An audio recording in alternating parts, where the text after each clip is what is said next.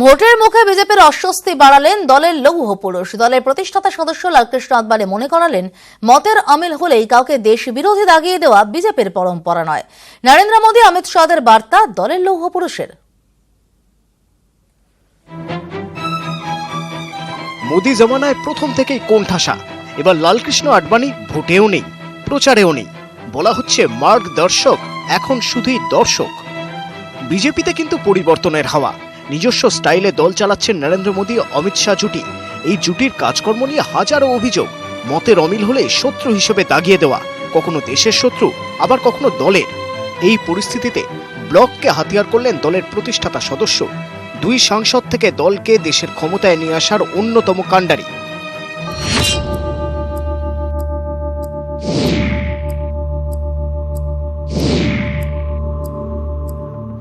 ব্লগে আদবানি লিখেছেন, মতের অমিল হলেই শত্রু হিসেবে দেখা ঠিক নয়। বিজেপিতে কখনো এই পরম্পরা ছিল না। জাতীয়তাবাদ নিয়ে আমাদের যা ধারণা, তার সঙ্গে অন্যদের মত নাও মিলতে পারে। সেক্ষেত্রে তাকে দেশবিরোধী বলা যায় না। ইলেকট্রাল বন্ড চালুর পর নির্বাচনী তহবিলে টাকার উৎস নিয়ে প্রশ্ন উঠছে। আদবানির বক্তব্য, আমরা বরাবর নির্বাচনী সংস্কারের পক্ষে। দুর্নীতিমুক্ত রাজনীতির জন্য নির্বাচনী তহবিলেও স্বচ্ছতা থাকা জরুরি। পুলওয়ামা হামলা ও বালাকোট অভিযানের পরই জাতীয় রাজনীতিতে এখন এক নতুন ট্রেন্ড। প্রশ্ন করলেই পাকিস্তানপন্থী বলে দাগিয়ে দেওয়া হচ্ছে বলে অভিযোগ বিরোধীদের। जैसे ही बालाकोट में घुस करके हमारे जवान वापस आए तो रोना किसको चाहिए था, लेकिन रोना कौन किया शुरू? हमारे ही लोग। जितना दर्द इस्लामाबाद में हुआ, लाहौर में हुआ, रावलपिंडी में हुआ, उससे भी ज्यादा दर्द ये कोलकाता में बैठी दीदी को हुआ। সাংবিধানিক সংস্থাগুলির ক্ষমতা কাড়ার অভিযোগও উঠেছে নরেন্দ্র মোদীদের বিরুদ্ধে। আদবানির ব্লগে তা নিয়েও বার্তা এসেছে বলে মনে করা হচ্ছে। তার বক্তব্য, বিজেপি বরাবর সংবাদ মাধ্যম সহ গণতান্ত্রিক সংস্থাগুলির স্বচ্ছতা, স্বাধীনতা ও নিরপেক্ষতার পক্ষে। তিনি আরও বলেন, সত্য, ন্যায় নীতি ও গণতন্ত্র তিনটি বিজেপির মূল মন্ত্র। আমার আশা, গণতান্ত্রিক ঐতিহ্য বজায় রাখতে আমরা একইভাবে চেষ্টা করে যাব। ভোট আসলে গণতন্ত্রের উদযাপন, সবাই এতে অংশ নিলেই এর সাফল্য সম্ভব।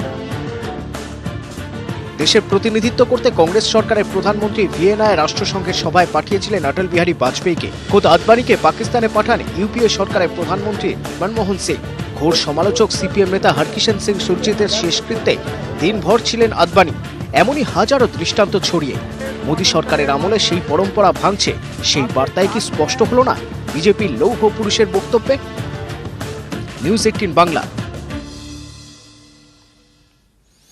ব্লগে লালকৃষ্ণ আদবানির বাউন্সার প্রবীণ বিজেপি নেতা দলের নীতি ও আদর্শের কথা মনে করিয়ে বার্তা দেওয়ার পরই রাজনীতিতে আলোড়ন।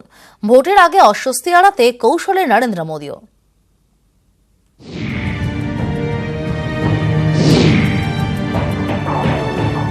বিজেপির লৌহ পুরুষের বাউন্সার, ভোটের আগে লালকৃষ্ণ আদবানির ব্লগ, তাও আবার দলের ঐতিহ্য স্মরণ করিয়ে।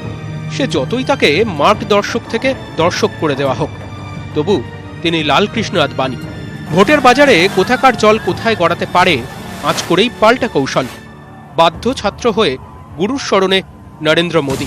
টুইটে মোদী লেখেন, আদবানিজি দলের আদর্শই তুলে ধরেছেন। আগে দেশ, পরে দল, এটাই বিজেপির নীতি। দলের একজন একনিষ্ঠ কর্মী হিসেবে গর্বিত। আদবানিজির মতো প্রবীণ ও অভিজ্ঞ নেতার থেকে শেখার সুযোগ পাওয়ায় জীবন ধন্য হয়েছে। লৌহ পুরুষের তীর তাঁর ও অমিত শাহের দিকে। সেটাই আঁচ করে কি বিতর্ক এড়ালেন নরেন্দ্র মোদী? গুরুর স্মরণ নিলেও বিতর্ক এড়াতে পারবেন কি নরেন্দ্র মোদী? আদবানির বক্তব্য প্রকাশ্যে আসার পর জাতীয় রাজনীতিতে ঝড়। তাৎপর্যপূর্ণ টুইট তৃণমূল নেত্রীর। মমতা বন্দ্যোপাধ্যায় টুইট করেন, প্রাক্তন উপপ্রধানমন্ত্রী ও বিজেপির প্রতিষ্ঠাতা সদস্য এল.কে. আদবানি যে গণতান্ত্রিক ন্যায়নীতির কথা বলেছেন তা নিঃসন্দেহে তাৎপর্যপূর্ণ। যাঁরা কেন্দ্রকে প্রশ্ন করছেন অবশ্যই তারা দেশবিরোধী নন। তাঁর বক্তব্যকে স্বাগত, ওনার প্রতি শ্রদ্ধা জানাই। আদবানির ব্লককে হাতিয়ার করে মোদী শিবিরকে কটাক্ষ করেছে বিরোধীরা। খুবই ইঙ্গিতপূর্ণ মন্তব্য। এটা বুঝতে পেরেছেন যে রাজনীতিটা সংকীর্ণ অর্থে ব্যবহার করা যায় না। যারা রাজনীতিকে সংকীর্ণ স্বার্থে ব্যবহার করে তারা রাজনীতির মর্মার্থ বোঝে না। তিনি স্পষ্ট বর্তমানের বিজেপিকে ইঙ্গিত করে বুঝিয়ে দিয়েছেন তোমরা সংকীর্ণ রাজনীতি করছো। মোদির কৌশলে ব্লক বিতর্ক কি থিতিয়ে যাবে নাকি আগামী কয়েকদিনে আরও নাটকীয় পরিবর্তনের অপেক্ষা?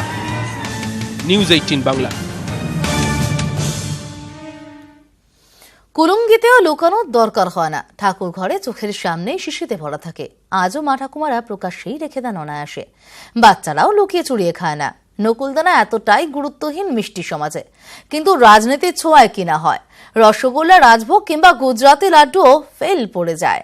অনুব্রত মণ্ডলের এক ভাষণেই ফর্সা নকুলদানা ভাগ্য। তৃতীয় শ্রেণী থেকে এক ঝটকায় সোজা 1 নম্বরে। যা উন্নয়ন হয়ে গেছে আর কিচ্ছু দেওয়ার দরকার নাই। মাঝে মাঝে গরম পড়েছে, নকুলদানা দেবে, জল দেবে, নকুলদানা দেবে, বাস। দাদা ভোটের কৌশল কি হবে? ওই তো নকুলদানা দিয়ে স্টার্ট হবে, জল আর নকুলদানা। প্রতিটা বুথে বুথে প্রত্যেক বুথে থাকবে, প্রত্যেক বাড়িতে বাড়িতে থাকবে। ফেল পড়ে গেছে বিলকুল। নামে মিষ্টির দামে ইমেজে এবার সেফ কালি ধুরি ছানার জল ঢেলে দিয়েছে নকুলদানা। ভোট বাজারের গরমে নকুলদানার চাহিদা আকাশ ছোঁয়া। দামে কম, পরিমাণে বেশি দেওয়া যায় বেশি লোকজনকে, আর দিতে গেলে 2-4টে কথা তো হয়। কমিউনিকেশন থিওরিতে হিট নকুলদানা। আরো বেশি মানুষ, আরো বেশি কথা, একটু হাসি, সঙ্গে মিষ্টিমুখ। বাংলার নকুলদানা ছেড়ে গুজরাটি লাড্ডু দিতে গিয়ে সেফ পকেট খালি হয়ে যাওয়ার জোগাড় কোনো প্রার্থী। একদিন একবেলা দিয়ে ঠেলা বুঝেছেন, তার উপর রসে চটচটে হাত, কোথায় মুছি কেস। যিনি খেলেন তারও প্রায় সেই দশা। বর্ধমানে নেতা এসেছেন, অনুব্রত রোড শোতেও স্বাভাবিকভাবেই ছিল নকুলদানার রমরমা। ভোটে হিট হওয়ার পর প্রায় সব জায়গাতেই ঝুরি ঝুরি নকুলদানা আসছে। নেতাকর্মীরাও বিলোচ্ছেন দেদার, বেজায় খুশি, সমর্থক থেকে নেতা। যখন কথা নকুলদানা দিতেই হবে, আর নকুলদানা দিয়েই সব হবে। ঈশ্বরের প্রসাদ, দুই ধর্মের মিলন কথা, মাজার থেকে মন্দির সবেতেই অনায়াস বিচরণ নাকি এই নকুলদানার। এখন নানা রকম ব্যাখ্যা আসছে বটে, কিন্তু ওই দানা শব্দেই নানা রকমের কানা গেয়ে চলেছেন বিরোধীরা। তাদের আশঙ্কা নকুলদানা ইঙ্গিতে আসলে নাকি ছাড়রা, যদিও শাসক দলের বক্তব্য ওসব বাজে কথা। নকুলদানা এই গরমের মধ্যে মানুষ এই যে হাঁটছে, তাদেরকে নকুলদানা দেওয়া হচ্ছে আর জল দেওয়া হচ্ছে, তাতে মানুষ হাইটে নিষ্কৃতি পাচ্ছে। এটুকু হেঁটেই বেচারা এমন হাঁপাচ্ছেন নিত্যানন্দ, তারই এখন 4টি নকুলদানা আর 2 ঢোক জলের দরকার। তবে তৃণমূলের বাজিগর আছেন তার নিজের মোড়েই। নকুলদানাই শেষ কথা বলবে, এবং আমি একটা কথা বলে দিই, নরেন্দ্র মোদী আর থাকছে না, শেষ হয়ে গেল নরেন্দ্র মোদী। কখনো ঢাকের চড়াম চড়াম, কখনো গুড় জল থেকে, এখন নকুলদানা। কমিশনে ডাকতেও একই রকম অনুব্রত, তিনি আছেন অন্য ব্রতেই। বর্ধমান থেকে ক্যামেরায় সন্দীপ পালের সঙ্গে শরদিন্দু ঘোষ, নিউজ 18 বাংলা। প্রথমবার নিজে ভোট দেবেন না, ওরা কেউ নতুন ভোটার নন, ওরা দৃষ্টিহীন, তাই নিজেরা নিজেদের ভোট দিতে পারেননি। এবার নিজেরাই পারবেন নিজেদের ভোট দিতে। কিভাবে তা জানাতেই প্রশিক্ষণ শিবির হলো উলুবেড়িয়ায়।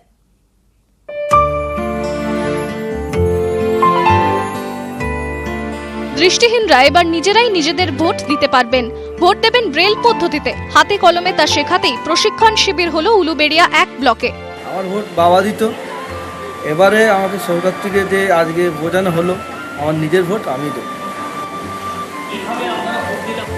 শিবিরে বিশেষ চাহিদা সম্পন্নরাও ছিলেন। উলুবেড়িয়া লোকসভা এলাকায় 9054 জন বিশেষ চাহিদা সম্পন্ন মানুষ আছেন।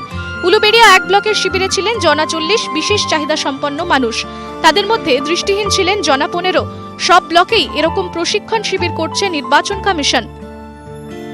উলুবেড়িয়া থেকে সন্তু মালিকের রিপোর্ট, নিউজ 18 বাংলা।